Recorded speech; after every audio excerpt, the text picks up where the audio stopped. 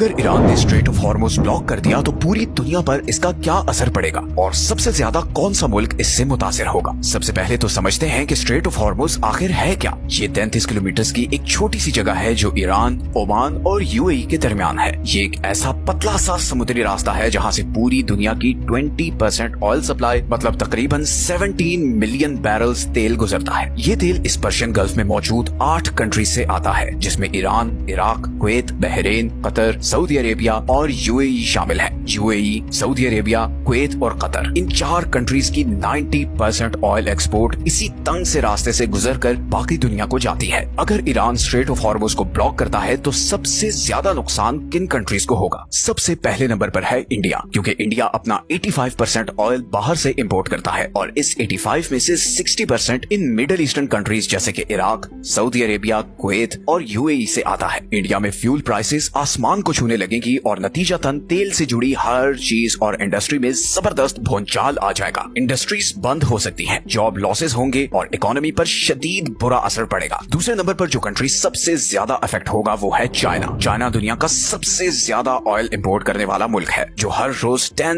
Million barrel oil बाहर से import करता है। चाइना की 40% ऑयल इंपोर्ट इसी स्ट्रेट ऑफ हॉर्मुज से गुजरकर आती है। गो के चाइना ने रशिया और सेंट्रल एशिया के साथ भी ऑयल पाइपलाइंस बिछाई हैं, लेकिन वो उसकी एनर्जी रिक्वायरमेंट्स का 20% भी पूरा नहीं करती। इसीलिए स्ट्रेट ऑफ हॉर्मुज बंद होने से चाइना की इकोनॉमी को जबरदस्त धचका लग सकता है और चाइना की इकोनॉमी हिली तो उसके असरात पूरी दुनिया में महसूस होंगे। तीसरे नंबर पर जो कंट्री सबसे ज्यादा मुतासिर होगा वो है जापान, क्योंकि वो अपना 90% ऑयल बाहर से इंपोर्ट करता है और उसमें से 75% इसी स्ट्रेट ऑफ हॉर्मुज से गुजर कर आता है। चौथे नंबर पर जो कंट्री सबसे ज्यादा मुतासिर होगा वो है सऊदी अरेबिया। सऊदी अरेबिया का 80 to 90% तेल इसी स्ट्रेट ऑफ हॉर्मुज के जरिए बाकी दुनिया को जाता है, जबकि सिर्फ 10% इधर रेड सी के साथ मौजूद कोस्ट लाइन से यूरोप को जाता है। तो ये चोक पॉइंट ब्लॉक होने से सऊदी इकोनॉमी पर बहुत बुरा इम्पैक्ट पड़ेगा। अगर एकदम किसी मुल्क के 80 to 90% रेवेन्यू को खत्म कर दिया जाए तो उसका क्या हाल होगा। कुछ ऐसा ही सऊदी अरेबिया के साथ हो सकता है और फिर बहुत पॉसिबिलिटी है कि सऊदी अरेबिया इस रूट को खोलने के लिए अपनी मिलिट्री का इस्तेमाल करे, जिससे सिचुएशन मजीद खराब भी हो सकती है। 5वें नंबर पर आता है पाकिस्तान, जिसका 90% ऑयल इसी स्ट्रेट ऑफ हॉर्मुज से गुजरकर आता है। पाकिस्तान अपनी 27% एनर्जी नीड्स इसी ऑयल से पूरी करता है। तो ये रूट ब्लॉक होने की सूरत में पाकिस्तान में जबरदस्त इन्फ्लेशन आ सकती है। लेकिन यहाँ पर एक बड़ी इंटरेस्टिंग चीज ये है कि क्योंकि पाकिस्तान ईरान के साथ बॉर्डर शेयर करता है तो कई गवर्नमेंट रिपोर्ट्स के मुताबिक पाकिस्तान का 35% डीजल अनऑफिशियली ईरान से आता है, जिसका मतलब है कि अगर ये रूट ब्लॉक होता है तो हो सकता है कि गवर्नमेंट फिर अंडरहैंड या इवन ऑफिशियली ईरान से तेल भी लेना शुरू कर दे। इसके बाद जिस कंट्री पर सबसे ज्यादा असर पड़ेगा वो है यूएई, क्योंकि उसका